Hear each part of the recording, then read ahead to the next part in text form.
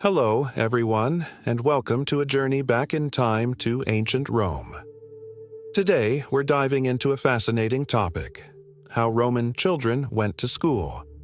Education in ancient Rome wasn't like our modern classrooms with desks, whiteboards, or school buses. It was a unique system shaped by Roman culture, social class, and practical needs. Whether you're a history buff or just curious about life 2,000 years ago, stick around as we explore who went to school, what they learned, how they were taught, and some surprising details about Roman education. Let's step into the world of togas, tablets, and teachers, Roman style. First, let's talk about who actually got an education in ancient Rome.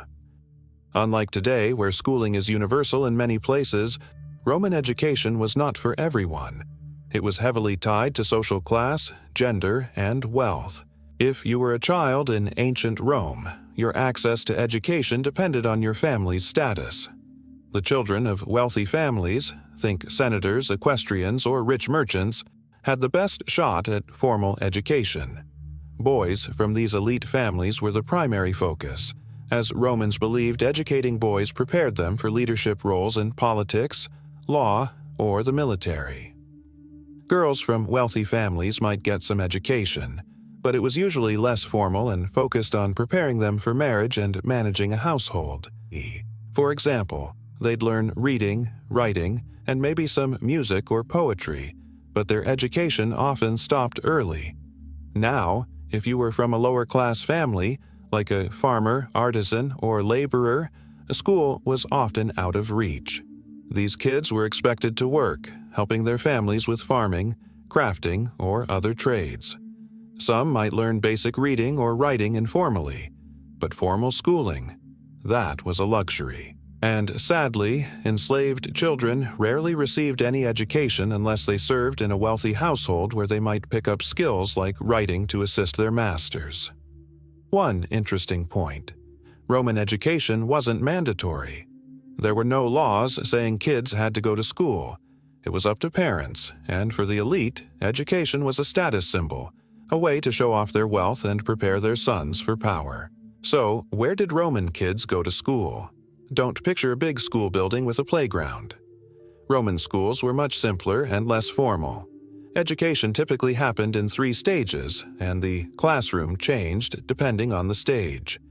For young kids around ages 7 to 11, education often started at home. Wealthy families hired a private tutor, called a pedagogus, often a Greek slave, to teach their children the basics. This might happen in a corner of the family's villa, with lessons tailored to the child.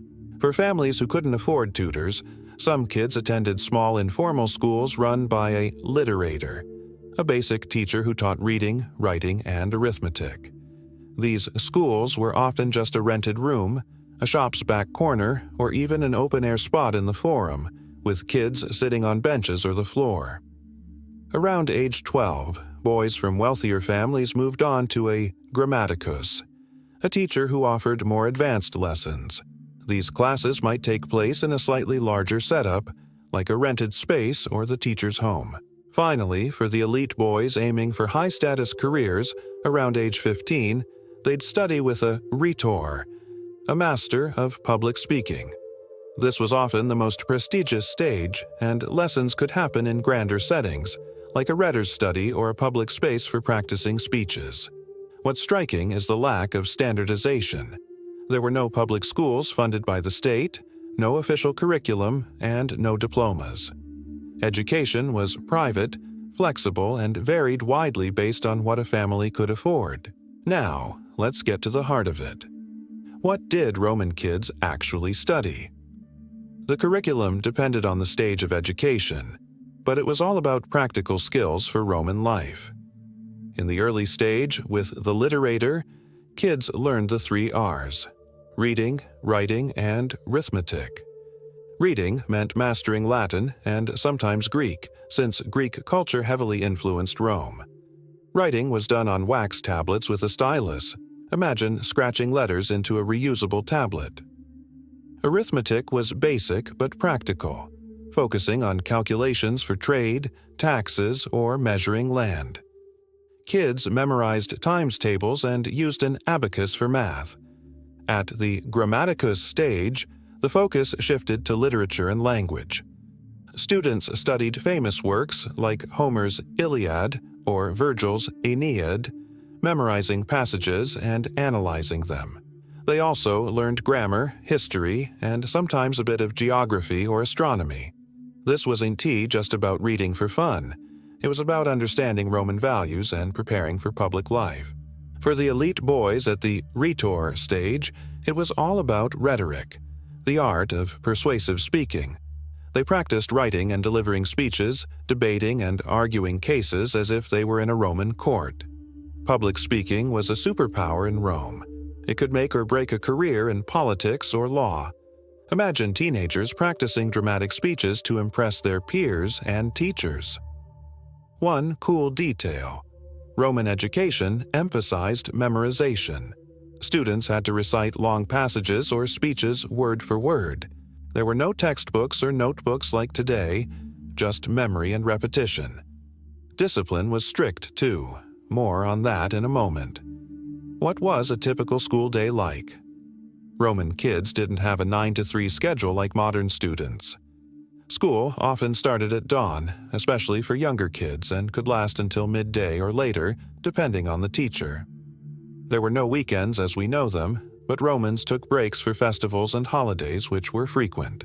Classes were small, often just a handful of students, especially with private tutors. Teaching was very hands-on and interactive. Teachers used a show and repeat method, demonstrating a skill, like writing letters or delivering a speech, and having students copy it. Discipline was harsh. Teachers, called magisters, didn't hesitate to use a cane or strap to correct mistakes or bad behavior. The phrase, "spare the rod, spoil the child," could have been invented in Rome. Students wrote on wax tablets or papyrus using a stylus or reed pen. For practice, they'd copy texts or write out exercises. Math was done with pebbles, an abacus, or fingers. Yes, Romans used finger-counting systems. Older students practiced speeches in front of their peers, getting feedback from their teacher. One big difference from today: no group projects or creative assignments. Roman education was about mastering skills through repetition, not exploring personal interests. It was practical, designed to produce capable citizens, not free thinkers. Roman schooling wasn't all smooth sailing.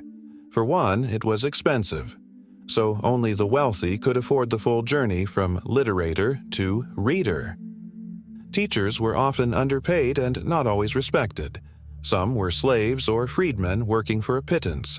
Plus, classrooms could be noisy, especially in urban areas where lessons happened in busy forums or shops. Here's a fun fact: Roman kids didn't have backpacks or fancy supplies. They carried their wax tablets and styluses in simple bags, and papyrus was a luxury. Another tidbit: girls who studied often learned music, like playing the lyre, to be accomplished for marriage, but they rarely advanced to rhetoric. And did you know? Some famous Romans, like Cicero, credited their success to their education, especially their training in rhetoric. So, there you have it, a glimpse into the world of Roman education. From wax tablets to strict teachers, from elite boys mastering rhetoric to girls learning just enough to run a household, Roman schooling was a reflection of their society: practical, hierarchical, and focused on shaping citizens. Thanks for joining me on this trip to ancient Rome. If you enjoyed this, let me know in the comments what other Roman topics you'd like to explore. Until next time, Vale. Farewell.